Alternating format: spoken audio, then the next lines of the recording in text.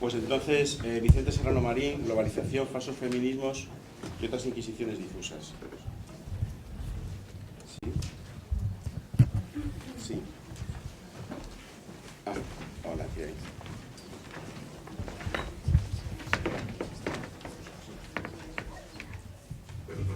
No, ya lo tengo aquí recogido. Vale, mañana lo vemos. Entonces, gracias, hasta luego.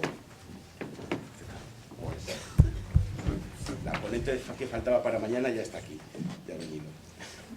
Bueno, pues entonces Vicente Serrano Marín, tienes ahora el micrófono para ti. Bueno, pues gracias. Supongo que soy el primer hombre que interviene, lo cual pues, es de agradecer. Y... Yo también he hablado.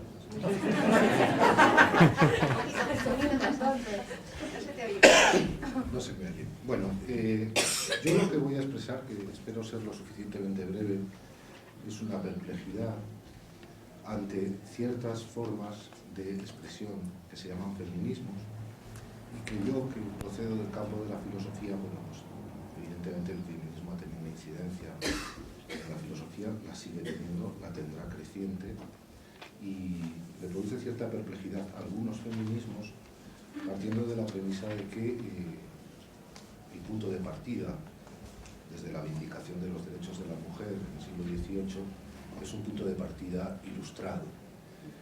Ha llovido mucho, yo lo sé, y la ilustración, pues, corren malos tiempos para ella desde que Adorno y Horkheimer la identificaran con la modernidad, incluso le hicieran responsable de Auschwitz. No tengo tiempo de extenderme en estas cuestiones, que serían el trasfondo desde el que yo quiero hacer mis interrogantes, porque verdaderamente no puedo hacer otra cosa como hombre frente a un movimiento que es feminista, que es de mujeres, pero que en la medida en que se pretendía o se pretende revolucionario, debe encontrar el punto en el que todo movimiento es revolucionario, que es aquel en el que lo particular accede a lo universal. Eso ha ocurrido siempre. Solo cuando lo particular ocurrió en las revoluciones burguesas, en las revoluciones proletarias, accede al momento universal, tiene capacidad de transformación real.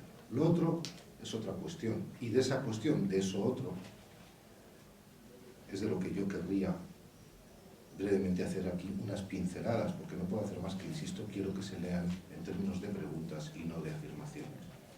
El marco general de lo que yo quiero plantear cuando hablo de falsos feminismos y globalización es el marco en el que vivimos. Se acaba de hablar ahora del ciberfeminismo, yo desgraciadamente he llegado tarde y no he podido enterarme suficientemente, ¿no? Pero en todo caso el marco en el que vivimos es lo que se ha dado en llamar la pospolítica, la globalización, la posmodernidad, que ha generado obviamente sus propios monstruos. No es la razón la que genera los monstruos, son otras cuestiones, ¿no? Y en ese marco general se producen acontecimientos, fenómenos, que obedecen a un viejo mecanismo frente al cual se alzó en su día la Ilustración, que es el mecanismo de invisibilizar al poder. Hay ciertos feminismos que han sido absorbidos por el poder, que seguirán siendo absorbidos porque son muy productivos para el poder y que aparecen como emancipadores y lo único que hacen es relegar a las víctimas de ese feminismo, pero yo creo que a la sociedad en su conjunto, porque están abandonando el potencial, insisto, emancipador, más mal que le pese a determinados feminismos de la diferencia y demás, emancipador de ese movimiento que fue el feminismo, que es, aunque ya se hable desde hace bastante tiempo, del posfeminismo.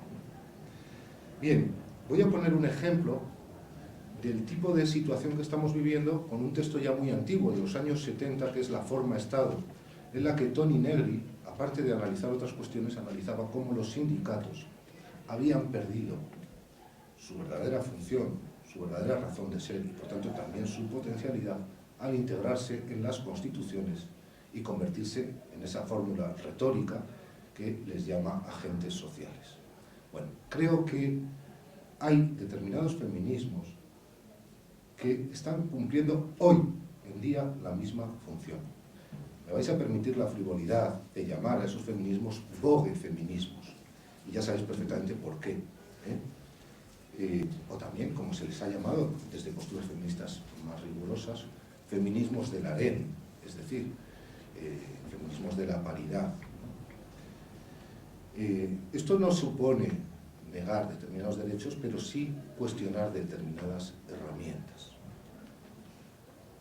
En definitiva, esos feminismos, y esa es la pregunta que yo hago aquí a las expertas, fundamentalmente a las expertas, pero también a los expertos si los hay, ¿son realmente emancipadores?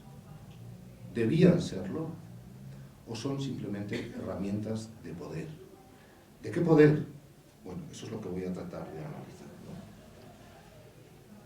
Hay un fenómeno muy particular que se está produciendo en general en la llamada izquierda, y creo que el feminismo, si es algo, es izquierda, ¿no? Que es una especie de de síndrome de Estocolmo respecto a los instrumentos que tradicionalmente han sido los del poder. Me refiero, y sé que el tema es muy delicado, a la utilización del derecho penal.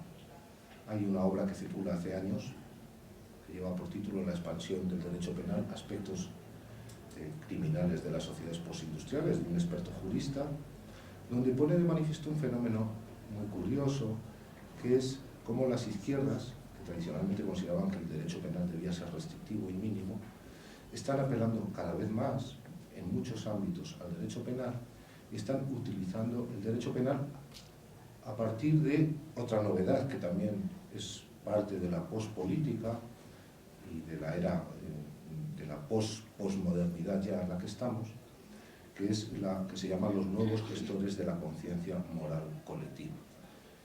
El término globalización queda claro ya a qué se refiere, y el término inquisición difusa va en esta dirección. Ciertamente sé que el tema es delicado y lo seguirá siendo durante años, porque forma parte de la agenda política